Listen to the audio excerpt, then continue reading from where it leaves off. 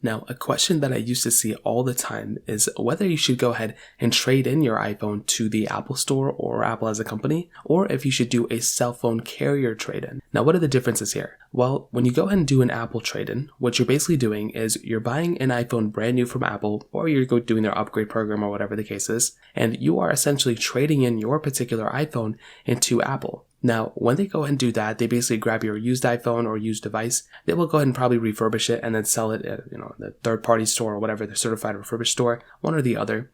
Now, the cell phone carrier trade-in is basically doing the exact same thing. So what they're doing there most of the time is that they're basically going through grabbing the exact same type of iPhone, they're going through cleaning it up, and they're usually reselling it as well, or they're selling it within their carrier. Now, what are the differences here? Well, the main difference here is that one of them may be easier to do than the other one. From my experience, doing an Apple trade-in usually is a little bit easier than going through your carrier. Most of the time when you go through your carrier, it depends on which type of carrier, it depends on which type of phone, but sometimes it can be a little bit more of a tedious process. And with an Apple trade-in, most of the time you can trade in your older iPhone from majority of carriers and they'll accept it. With your cell phone carrier trade-in, they won't necessarily sometimes they won't accept it if it's a certain carrier. I've seen that before. So I feel like Apple's a little bit more lenient from that specific perspective from the carrier side. But on the flip side, I've actually seen that if you go ahead and trade in somewhat of like a faulty iPhone for your Apple trade-in, let's say you trade in an iPhone and let's say it doesn't work properly, whatever,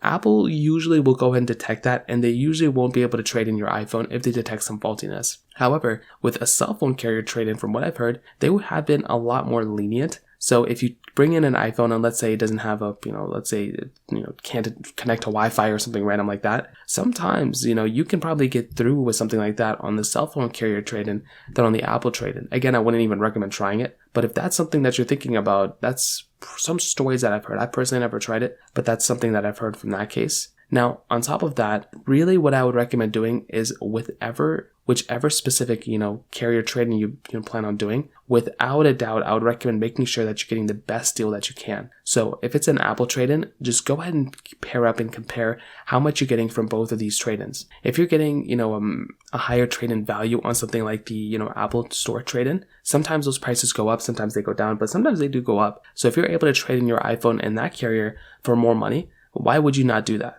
I would 100% recommend just doing that from that specific perspective of grabbing your iPhone, giving it into the Apple Store, and basically going down that direction. That makes a lot more sense to me, especially if you can get more money that way. If you can though, if you're the cell phone carrier, let's say it's giving you a free iPhone 12, let's say it's giving you a free iPhone 15 if you trade in an iPhone 12, and you just have to go through your carrier that way and, just pay the monthly fees and it gets deducted from your monthly payment, then I would 100% recommend doing that. Most of the time, you cannot get a free iPhone from Apple. If you trade in your older one, you can get a significant discount, but you can't get a free one. Your cell phone carrier usually will give you the best type of deals, especially when the new iPhone comes around. They will usually give you the best deals, and especially when it comes down to those trade-ins, those cell phone carriers want you to kind of stick around. And if you can, trade in your iPhone 12 and get an iPhone 15 and you're already paying for the monthly payment, you might as well do that. That definitely makes a lot more sense to me, in my opinion. So that kind of covers it up here. I would recommend doing your cell phone carrier trade-in if it's the better one.